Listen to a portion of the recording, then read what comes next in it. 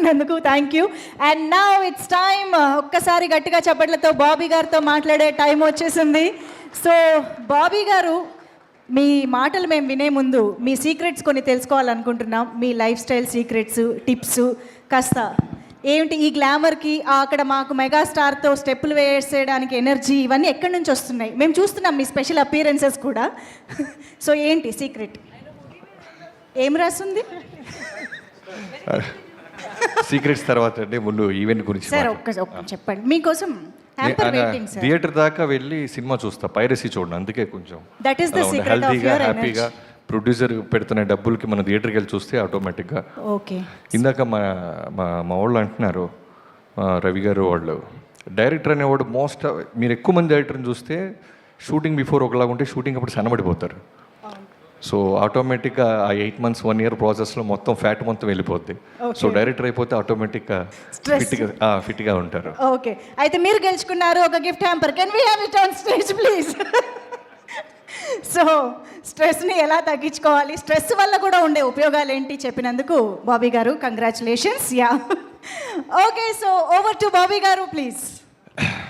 అందరికీ నమస్కారం అండి, మీడియా మిత్రులందరికీ, ఇక్కడ వచ్చిన అందరి ప్రతి ఒక్కరికి, అండ్ స్టేజ్ మీద ఉన్న నా ఫిల్మ్ ఫ్యామిలీకి.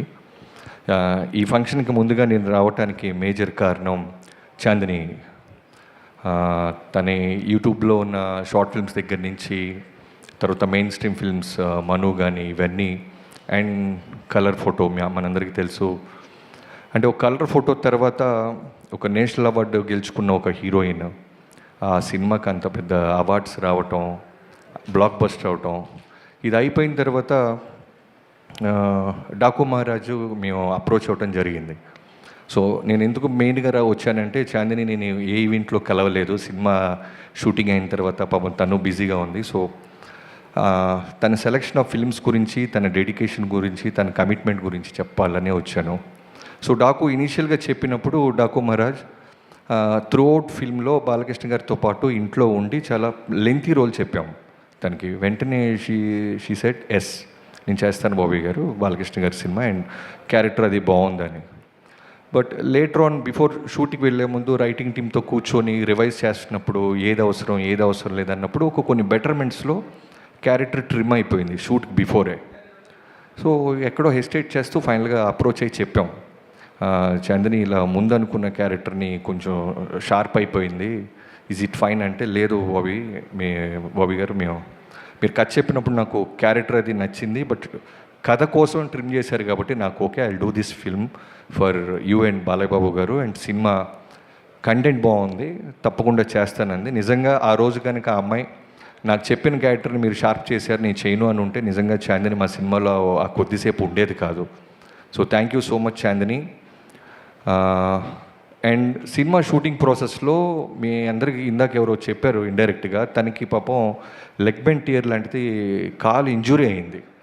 లిటరల్గా నిలబడటానికి కూడా కష్టమైపోయింది. నేను సర్ప్రైజ్ అయిపోయా, క్లైమాక్స్ జరుగుతుంది. సో సినిమాలో క్లైమాక్స్లో చాలా మంచి ఇంపార్టెంట్ క్యారెక్టర్ రాసాం. ఆ చిన్న పాపతో పాటు డాకు మీరు అందరు చూస్తుంటే మీకు ఐడియా ఉంటుంది, తిను పరిగెత్తుతూ ఉండాలి, ఆ పాపని సేవ్ చేయాలి. సో నడవటానికి కూడా కష్టంగా ఉంది, ఒక వీల్ చైర్లో వచ్చింది తను ఆ రోజు. నిజంగా చాలా చాలా బాధేసింది.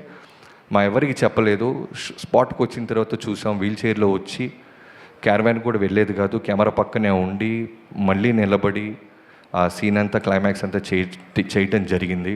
అండ్ మిగతా సినిమాలు కంప్లీట్ చేసింది. సో నిజంగానే ఆ అమ్మాయికి ఉన్న డెడికేషన్కి, ఫోకస్కి, ఓపికకి, పేషెన్స్కి తప్పకుండా దేవుడు నేషనల్ అవార్డే కాదు ఇంకా మంచి సక్సెస్ ఇస్తాడని ఖచ్చితంగా నమ్ముతున్నాను. అండ్ నేను ఎప్పుడు చాందినిని కలిసినప్పుడల్లా రవితేజ గారు లేడీ రవితేజ గారు అంటుంటాయి. ఎందుకంటే మనం చూస్తున్న చాందిని, సినిమాలో కనిపిస్తున్న చాందిని, ఒరిజినల్ చాందిని ఒకటి కాదు. లోపల చాలా చాలా రౌడీ ఉంటుంది, అల్లరి ఉంటుంది. అంటే గర్ల్ నెక్స్ట్ డోర్ కాదు, బాయ్ నెక్స్ట్ డోర్ లాగా ఉంటుంది. సో అంత రౌడీ ఫీల్ అవుతాను.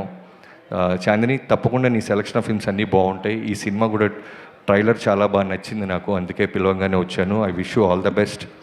అండ్ విక్రాంత్, ఇందాక నీ మాటలు చాలా బాగా చెప్పావు తమ్ముడు. తల దించుకొని ఉంటే ఆటోమేటిక్గా తల ఎత్తుకుండే రోజు వస్తుంది, తప్పకుండా వస్తుంది. ఎంతోమంది వచ్చారు, నువ్వు తప్పకుండా ఈ సినిమా తర్వాత చాలా మంచి పొజిషన్కి వెళ్తావు అని నమ్మకంతో ఉన్నాను.